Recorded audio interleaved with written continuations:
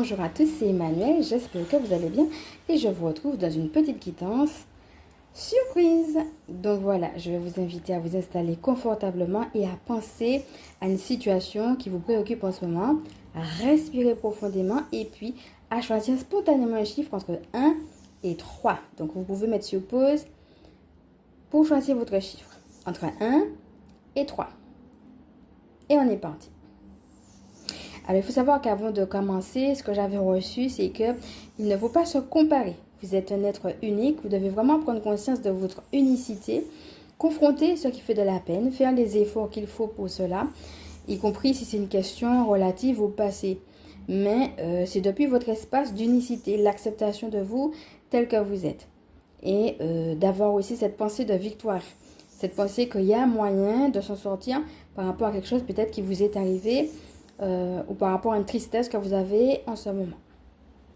Donc voilà, maintenant nous sommes partis. Nous allons commencer par ce que j'ai choisi, le chiffre numéro 1. La magie du présent. Donc voilà, on est déjà plusieurs fois tombé sur cette carte qui veut décidément revenir. Donc je vous laisse revoir tout ce qu'on a dit autour du temps présent. Et puis, ce qui me frappe ici, c'est le mot magie. À cet aspect magique qu'on peut avoir dès le présent et que c'est justement, donc tu regardes les oreilles de la biche, elle est prête à écouter, hein. Donc elle n'est pas en train de bouter, elle est en train de regarder le petit lutin qui est en train de se cacher. Si tu regardes bien en bleu, tu vas avoir un petit chapeau qui dépasse, c'est un petit lutin qui est en train de la regarder. Et c'est ça, hein, ça va être en effet profiter de temps pour soi, mais aussi être à l'écoute de ce qui se dit, de ce qui se vit dans le présent.